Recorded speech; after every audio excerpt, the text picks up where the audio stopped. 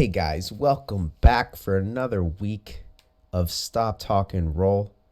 Today we have some competition footage of Roberto, and I'm assuming, I don't know who it is, so it'll be Jimmy. As our unknown combatants join the show, they will be named Jimmy. And if you're out there and you enjoy this, or anybody else, please like the video, subscribe to the channel, ring that notification bell to find out when the shows come out. But spoiler, they come out every morning, 8 a.m. Eastern Standard Time, Monday through Saturday. And I'd love to review one of your rounds, so just get in touch with me either here or on Instagram. I also have TikTok now. I got to add that to the description. Just DM me on one of those places, and we'll figure something out. All right, let's get into this. I have not watched this. I just know it goes the full length. All right.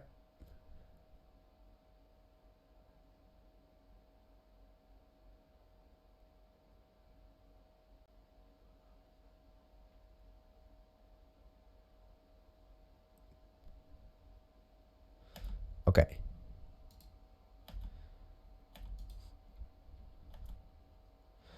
I like that you're not engaging with the grips like that, but that's fine. Right here, you go for the trip. You just got kind of slipped up there. It happens. My only recommendation for that is just practice stand up more. It's tough, guys. Like in competition, I don't know what it is. It happens to a lot of people. I would say everybody when they first start. It just happens to a lot of people. It's just more of an intense environment for some reason. I guess, because you want to win. It's like it kind of has that, I don't know, just that competition, that adrenaline, that kind of kicks in. But at the end of the day, if you can get to a point where you treat it like what competition is you're just training jiu-jitsu, and the results kind of matter. I mean, they matter. You want to win. But at the end of the day, you still got to just do your jiu-jitsu like you do your jiu-jitsu. I know for a fact that Roberto doesn't engage in jiu-jitsu by getting all rigid like that. He's very fluid. He's got good jiu-jitsu. There's just something about competing that kind of messes with you.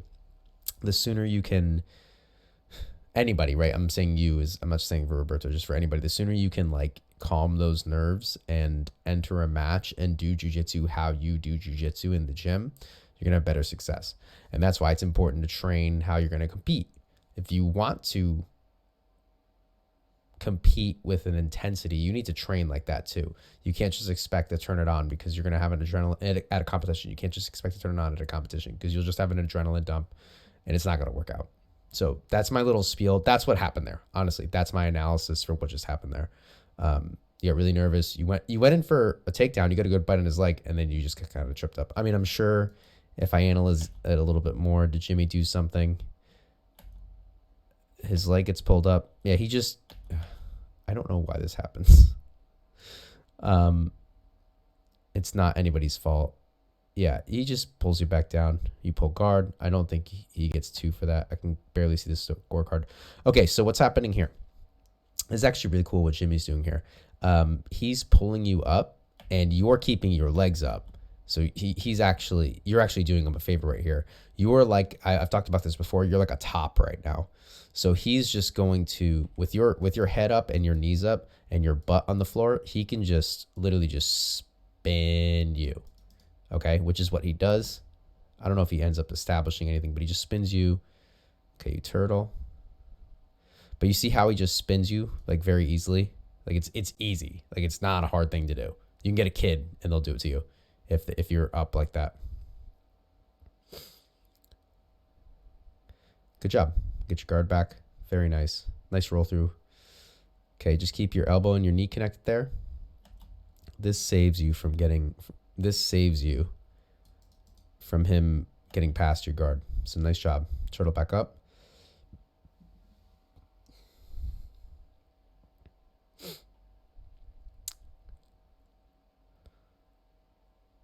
So right there, as soon as he jumps, this is as soon as he jumps, look, he's got, there's nothing really stopping you from rolling this way and getting your guard back in, which you kind of do, but he kind of beats you to it because you go a little late. What happened here? I'm sorry about the footage, guys. Dude, he buys bump heads.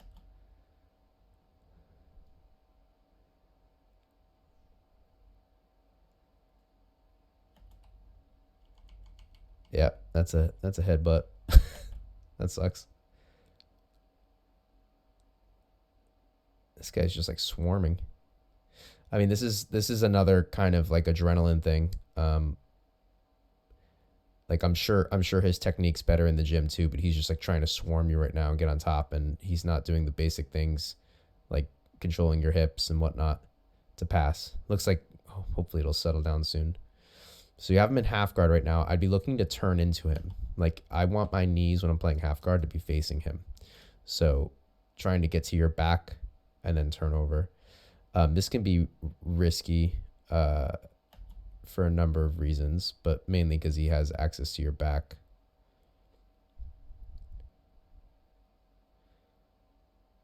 Yeah, so this is smart what he's doing. He's got you in a gift wrap and yanking up here. So this is making it extremely difficult for you to turn your back and then eventually face him. This is a smart play on his part. I would look to turn as much as you can. And this gets a little tricky, but at the same time, I would raise this leg to the sky, like hard, so it's very difficult for him to take his leg out, because what I would do is I would take this leg out and stick my foot right here, my hook, and just kick him up high. I would do both those things at the same time because, as I've said before, I know when I teach class, if you're in a guard, a closed guard, I know this is half guard, but there's a closed loop around your leg. The second that opens, 99% of the time, you want to get out of there. You don't want to leave anything behind in there. So if I just open my legs, or if you just open your legs here, there's no reason for him to just kick his leg out and around and come out. Like, kind of like kick it forward and up and around. So I would raise up high and kind of think like trying to get my knee to my chest while keeping his leg bracketed in. It's not impossible for him to get his leg out, but you can beat him to the punch. So basically drive your knee back this way, like up and back this way, and then take this leg and put this hook right here and kick up. What that's going to do is you're probably not going to sweep him. You could, but probably not. But what it will do is give you some space to just turn this way really hard and get a guard established. Like right there, right. That's like your little opportunity. When he pulls you back right here, even this is enough to just sneak your foot in right under his and just kick him over. You might even get a sweep, like funny enough. So like here, you probably don't get the sweep. Right there, you might get the sweep. Like just that little subtle difference, how his weight's on his back leg now, you might be able to kick him over.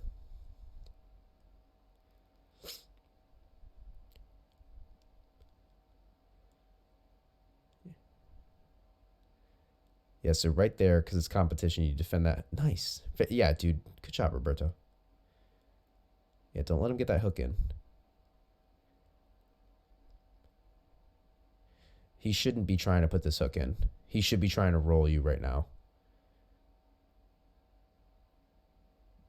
Yeah, not a good move. Yeah, exactly.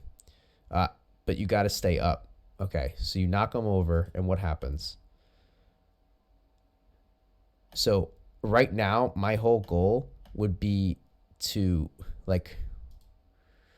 getting my right arm out. So your arm that's on this side, I'd be looking to get that out.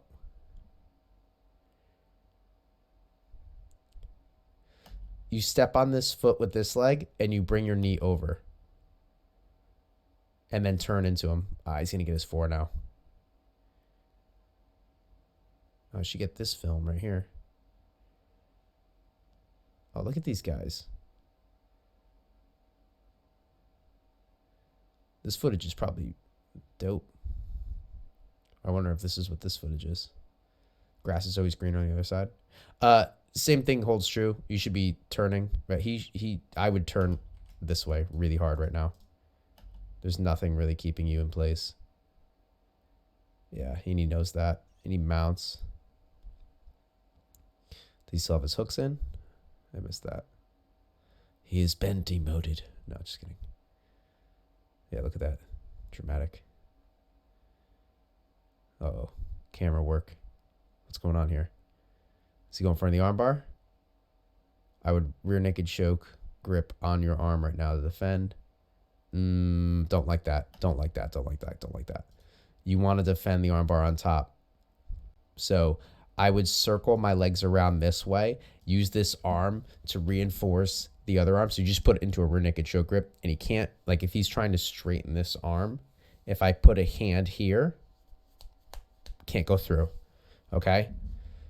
So I would reinforce that. I would look to stack his knees to his nose. And if he's flexible, to the side of his head, like across, diagonally across. And then defend the armbar from the top. Don't do this.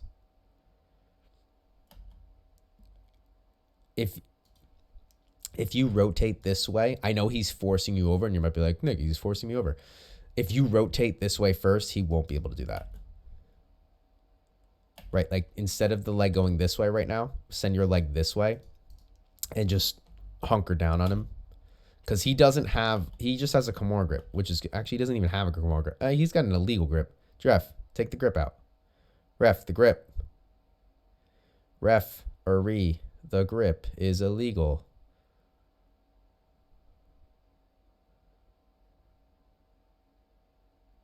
Ooh. Nice.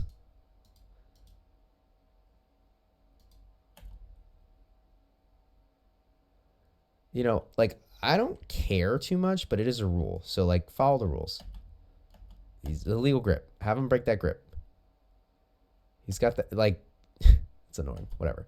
Okay, so I would, if you have this flexibility right here, I would just pop a knee under his leg and lift. And the second you can spread their legs, the arm bar is pretty much done. I mean, you still need to get your elbow free, but it's going to be hard. Yeah, he doesn't. How do you get out of this? That's what he did. Okay. So you cleared your head, which is awesome. And then when he throws his arm back over his leg, excuse me. Oh, he's over your leg? This is crazy. Oh, so you're good. You got your leg in there. Yeah, so you just press away and you're good. I'm sorry about the footage, guys. I hope you don't mind.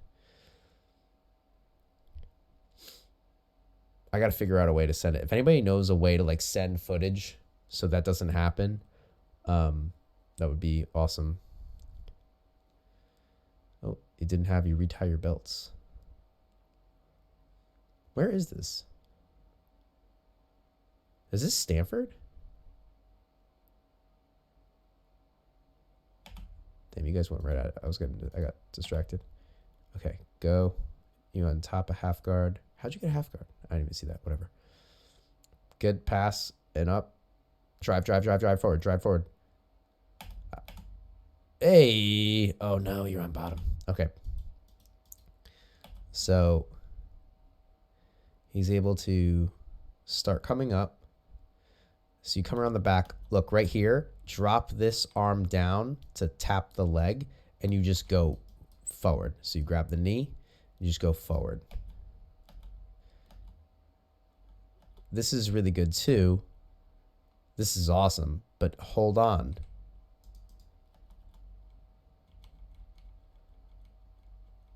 Yeah, see, that's like the difference between training in the gym and competition. Like, guys are not going to stop. Not that they don't stop in the gym either, but in the gym, they might be like, oh, sick. And the competition is just like, there's no, oh, sick. There's like, I'm getting back on top. He sprawls out on you.